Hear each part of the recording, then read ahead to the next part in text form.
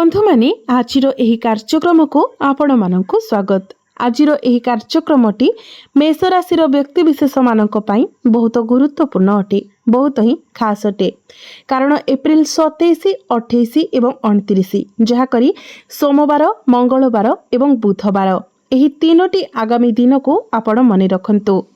एही तीनोटी दिन केवल आपणक पाई। जदि आपण किछि नुआ योजना करूछंती किंबा सठिक मुहूर्त पाई अपेक्षा करिछंती तेबे एही दिन गुड़िक आपणक पाई। आपण किपरि आगकु बढ़ी पारिबे एवं आपणकर जीवन रे सफलता हासिल करिवे सेथि पाई आपणकु कोन पदक्षेप नेबाकु पड़िबो ताहा निर्णय करिबा पाई एही तारीख गुड़िक आपणक कैलेंडर रे चिन्हित करंतु। एही 3 दिन मध्यरे आपणकर दीर्घकालीन संघर्ष एवं कष्ट शेष हेबाकु जाउछि। मु आपणकु शेष पर्यंत भिडियोटी को देखिबा पाई अनुरोध करूछि। एही 3 दिन आपणकर जीवन रे परिवर्तन, प्रगति एवं सफलता आनी देबो। तीनोटी निर्दिष्ट कष्ट आपणकर समाधान हेबो एवं आपणकर 5टी इच्छा पूर्ण हेबो। सफलतार पथरे बाधा सृष्टि करुथिबा प्रतिबंधक गुड़िक दूर होइछिबो। आपणकर पूर्व भल कार्यर फल वर्तमान आपण पाइबे। प्रथमे बुझिबा उचित जे केउ तीनोटी कष्ट आपणकर दूर हेबाको जाउछि। तो प्रथम कष्टटी हेउछि आर्थिक चिंता एवं आर्थिक कष्ट सहित जड़ित। हुए तो आपण आपणकर आय परिचालना करबाको संघर्ष करिथाई पारंती। अत्यधिक खर्च जोगु जहा मासर शेषरे आपणकर कोनोसी संचय होई पारुनथिला। आपण निरंतर टंकार अभाव अनुभव करुथिले। एही परिस्थिति एबे समाधान हेबो। आपणकर पाखकु धन रोजगारर अनेक पाठ खोली जिवो। आपण आर्थिक स्थिरता अनुभव करिवे। द्वितीय कष्ट मानसिक अशांति एवं चिंता सहित जड़ित। निर्दिष्ट समस्या जोगु किंबा साधारण अस्वस्थि जोगु आपणकर मन निरंतर चिंता द्वारा जर्जरित होइथाई पारे। आपणकर दैनंदिन कर्तव्य पालन करिबा समय, ऑफिस रे व्यवसाय चलाइबा समय किंबा आपणकर चाकरी रे आपण जॉइन करिबा समय आपणक मनर पृष्ठभूमि रे एक कष्टकर चिंता चली थाई पारे। शारीरिक भावरे आपणक कार्य नियोजित थिबा समय मध्य आपण मानसिक भावरे विचलित अनुभव करुथिले। मने रखंतु एही अभ्यंतरीण अशांति एवं चिंता जहा प्रत्येक कार्य को भारी मने कराउथिला एबे नष्ट होइछिबो। आपणकर आत्मविश्वास वृद्धि पाइबो। आपण सकारात्मकतारे परिपूर्ण हेबे एवं नकारात्मक चिंता किंबा अतीतर अनुताप आउ आपणकर मन को आवृत करिबो नाही। तृतीय कष्ट हेउछि आपणकर उपजिथिबा भूल बुझामणा। भाई भौणी मध्यरे हेउ, परिवार मध्यरे हेउ, आपणकर वैवाहिक जीवन रे हेउ किंबा आपणकर पितामातांक सहित हेउ, प्रत्येक संपर्क रे एबे उन्नति हेबो। पारस्परिक बुझामणा भल रहिबो एवं आपणकर बंधन सुदृढ़ हेबो।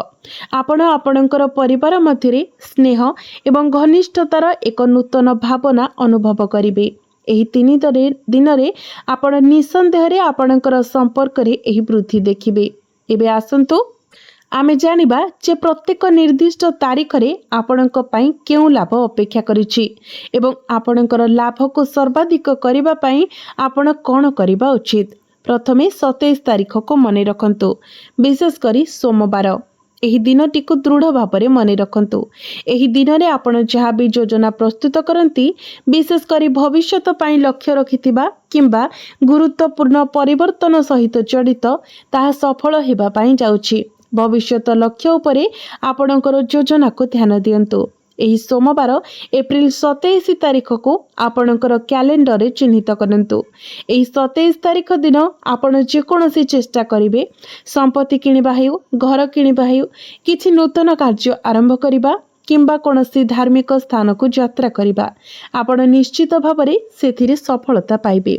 प्रत्येक दृष्टिरु एही दिनटी आपणक पई उत्कृष्ट हेबो। कारण कोनोसी गुरुत्वपूर्ण समस्यारो आपण मुक्त रहिबे।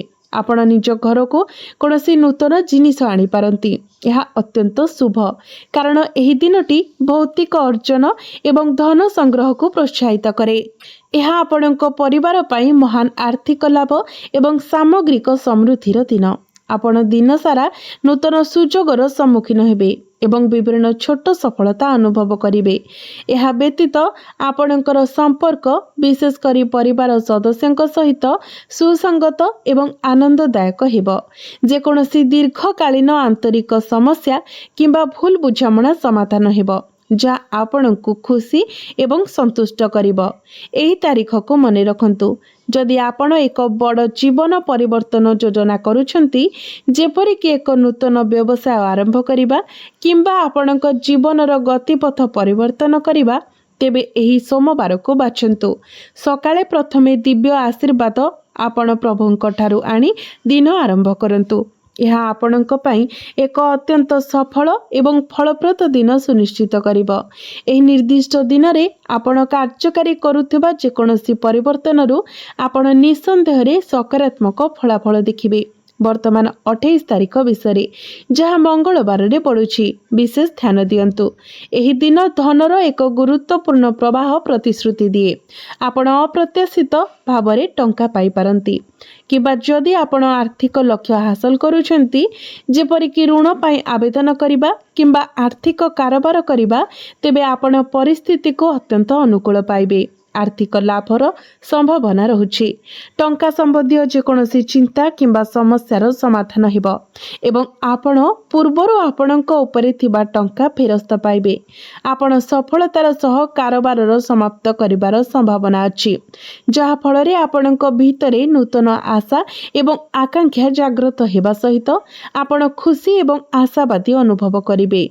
एही दिन को प्रकृत रे धनर वर्षा भावरे वर्णना करा जाय परिबो। प्रकृत रे वर्षा नुहे, बरं एपरि एक दिन जेतेबेले आर्थिक प्रवाह पाई पथ खोला जाए एवं टंका संबंधी असुविधा गुड़िक केवल मलिन हो जाए। तेणु आपणक कैलेंडर रे 28 एप्रिल को चिन्हित करंतु, कारण एही दिन आपणकर जीवन रे आर्थिक प्राचुर्यर पथ खोली जिवो एवं आपणकर आर्थिक समस्या मध्य समाधान होई जिवो। निश्चित रुहंतु। एही शुभ समय आपण कोनोसी ना कोनोसी भावरे सकारात्मक फलाफल देखिबे। विशेष करी 28 एप्रिल एक अत्यंत अनुकूल दिन। आपण आर्थिक लाभ अनुभव करिवे। यह एपरि एक दिन जेतेबेले प्रत्येक नकारात्मक प्रभाव सकारात्मक होई जाए। तेणु एही दिन आपण को प्रत्येक कार्य करिबा एवं प्रत्येक शुभ कार्य करिबा उचित। एही 3 दिन मध्यरे ऋषि मानकर परामर्श अनुसार आपण को जड़े आध्यात्मिक गुरु किंबा जेकोसी क्षेत्र रे विशेषज्ञ परामर्श नेबा उचित। जदि आपण एक निर्दिष्ट योजना सहित आगक बढ़ुचंती, मार्गदर्शन चाहूचंती किंबा पूर्वरु आपणकर राशिफल विश्लेषण करंतु। जदि आपण एही परामर्श पालन करंती, तेबे आपण प्रत्येक प्रयास रे सफलता पाइबे। तथापि मने रखंतु जे दिन गुड़िक साधारणतः शुभ होइथिले मध्य एही निर्दिष्ट तारीख गुड़िक जीवनर विभिन्न क्षेत्र को अनुकूल करि पारे।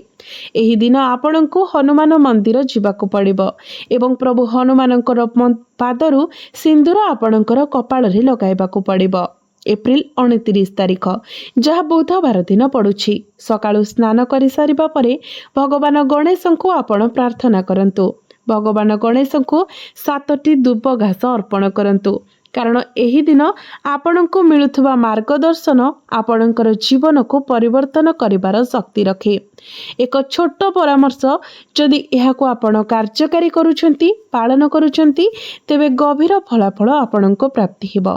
प्रत्येक दिनर किछि ना किछि गुण थाए, किंतु जीवनर किछि निर्दिष्ट क्षेत्र पई किछि दिन असाधारण भावरे अनुकूल। एही 3 दिन एही क्षेत्र रे विशेष प्रभावशाली। एही 3 दिन पई वर्णित 3टी निर्दिष्ट परामर्श आपण पालन करिबा उचित। आपण निसंदेह रे गुरुत्वपूर्ण लाभ पाइबे। विशेष करी एप्रिल 29 तारीख रे दिया जायथिबा परामर्श आपणकर जीवन रे विप्लव आनिबार संभावना रखिछि। वृद्ध किंबा विशेषज्ञ ठारू परामर्श लोड़ंतु किंबा केवल ज्ञानर एक छोट कथा ग्रहण करंतु। जदि आपण एही दिन रे एहाको ग्रहण करंती एवं प्रयोग करंती, तेबे आपणकर जीवन निश्चित भावरे भल पाई परिवर्तन हेबो। एहा सफलता पाई एक उद्दिष्ट दिन, एक नूतन आरंभ करिबार दिन एवं समाज रे प्रशंसा एवं प्रतिष्ठा अर्जन करिबार दिन। आपणकर परिचय प्रतिष्ठा करिबार दिन। एही बुधवार को पूजा पालन न करी आपण को चली जावाक दियंतु नाही। प्रथम एवं सर्वोपरि एही बुधवार रे आपण को गणेश मंदिर जिबाक पड़िबो। 7टी दुर्ब घास अर्पण करिबाक पड़िबो एवं जदि संभव हुए लड्डू भोग भापरे अर्पण करिबाक पड़िबो एवं पिला मानक मध्यरे आपण एही लड्डू को बांटी दियंतु। आपण निश्चित भावरे एही दिन रे आपणक जीवन रे शुभ एवं परिवर्तनकारी परिवर्तन देखिबे। आपण एक गुप्त कथा उन्मोचन करबाको जाउछंती जहाँ आपणक जीवन रे एक गुरुत्वपूर्ण परिवर्तन आनिबो। ग्रह गुड़िकर गतिविधि एवं प्रभाव द्वारा प्रभावित एक परिवर्तन। एही ग्रह संयोजन उपरे आधार करी आगामी 3 दिन पाई एठारे एक भविष्यवाणी अछि। सूर्य आपणकर शक्ति एवं आत्मविश्वास को वृद्धि करिवे। चंद्र आपणकर मनरे शांति आनिबे एवं मंगल आपणक राशिर शासक ग्रह आपणको सठिक निष्पत्ति नेबारे साहाय्य करिवे एवं विभिन्न प्रयास रे आपणको सफलता प्रदान करिवे। बृहस्पति आपणकर भाग्य एवं आर्थिक संभावना को सुदृढ़ करिवे जेतेबेले कि शुक्र आपणकर प्रेम जीवन को वृद्धि करिवे। आपणकर प्रेम एवं वैवाहिक संपर्क को असाधारण भावरे सुसंगत करिवे। प्रकृत रे एही 3 दिन मध्यरे आपणकर स्वप्न पूर्ण हेबाकु जाउछि। मुख्यतः आपणकर आर्थिक आकांक्षा साकार हेबो एवं आपणकर आर्थिक स्थिति रे उन्नति हेबो। संपर्क विषय रे आपणकर प्रेम जीवन रे वैवाहिक जीवन रे किंबा पारिवारिक जीवन रे जे कोनोसी वाद विवाद मतभेद किंबा जुक्ति तर्क लागि रहिछि ताहा समाधान हेबो जहा संपूर्ण समन्वय पई पथ प्रशस्त करिवो। जदि आपण एही 5टी परामर्श को ध्यान दियंती तेबे एही 3 दिन आपणक पई वास्तव रे असाधारण प्रमाणित हेबो। आगामी 3 दिन मध्यरे एही परामर्श गुडी को कार्यकारी करिबा पई एक सचेतन चेष्टा करंतु एवं आपण निसंदेह रे आपणकर जीवन रे सकारात्मक परिवर्तन देखिबे। जदि आपण एही 5टी नीति को निरंतर पालन करंती तेबे आपणकर जीवन रे सुख एवं समृद्धि आसीबो।